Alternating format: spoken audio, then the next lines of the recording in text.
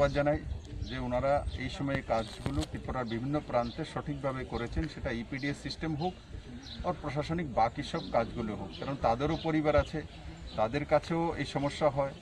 এইগুলো মেনটেন করে অনেকে আছে যে আমরা বাড়িতে থেকে নিজের পরিবারকে বাঁচাচ্ছি, ওনারা সোশ্যাল ডিস্টেন্সিং মেনটেনও করছেন প্লাস ডিউটিও করছেন।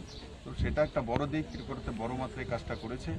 তার জন্য সমস্ত লোক প্রতিনিধি, জনপ্রতিনিধি, সমস্ত বিধায়ক, মন্ত্রী আর যারা নির্বাচিত প্রতিনিধি আর তার সঙ্গে প্রশাসনের সমস্ত অধিকর্তাদের আমি আগামীকাল থেকে কী কী বিষয়ে ছাড় দেওয়া হবে? গাইডলাইন জারি করেছে, তো তার মধ্যে কী কী দেওয়া যেতে পারে ওটার ইশারা তার মধ্যে রয়েছে। তো আমি আশা করি আমাদের ত্রিপুরা রাজ্য এক দুইটা জায়গা ছেড়ে দিলে বাকি সব গ্রিন জোনে চলে আসবে, কারণ কি ত্রিপুরাতে এই ধরনের কোনো কেস, দুইটা কেস পজিটিভ হয়েছিল, একটা ঠিকঠাক হয়ে বাড়িতে ফিরে গেছে, এখন মানে সরকারের তত্ত্বাবধানে কোয়ারেন্টাইনে রয়েছে। আরেকজন যারা টিএসআর-এর জওয়ান আছে সেও মোটামুটি সুস্থ, ভালো সুস্থ আছে। আর এখন নতুন কোনো ঘটনা ত্রিপুরাতে নেই।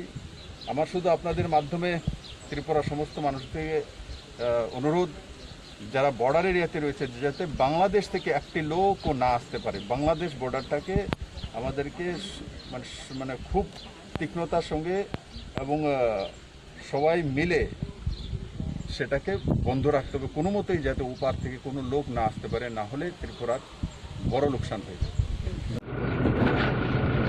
এসেন্সিয়াল যে কমিউনিটি আছে সেগুলো ঠিকঠাক চলছে কিনা বা সোশ্যাল ডিস্টেন্স মেনটেন করে কাজগুলো করছে কিনা তা একবার দেখার জন্য আমি এসেছিলাম। তার সঙ্গে সঙ্গে মাননীয় প্রধানমন্ত্রীজি ঘোষণা করেছেন 20 তারিখের পর, মানে 19 তারিখের রাত্রির পর থেকে 12টার পর থেকে বিভিন্ন ইন্ডাস্ট্রিয়াল ইউনিটগুলো, এমএসএমইগুলো চালু করার জন্য, আর যেগুলো যেই স্টেটগুলো বা যেই ডিস্ট্রিক্টগুলো গ্রিন জোনের মধ্যে আসবে সেই কাজগুলো সোশ্যাল ডিস্টেন্স মেনটেন করে করতে পারে। তো ত্রিপুরা তার জন্য আগে থেকেই তৈরি করে নিয়েছে যে কীভাবে সোশ্যাল ডিস্টেন্সিং মেনটেন করে কাজ করা যেতে পারে।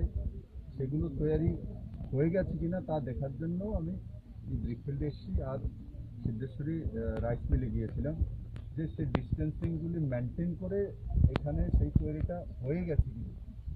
তো এখানে এসে দেখলাম ঠিকভাবে এগুলো শুরু হয়েছে। তার সঙ্গে সঙ্গে কেন্দ্র এবং রাজ্য সরকার দ্বারা মাইগ্রেন্ট যারা লেবার রয়েছেন তাদেরকে যে সাহায্য সহায়তাটা রাজ্য এবং কেন্দ্র সরকার করেছে সেগুলো ওনারা পেয়েছেন কিনা আমি 2-4 জনকে জিজ্ঞাসা করেছি, সবাই সবগুলো ফ্যাসিলিটি পেয়েছে। তো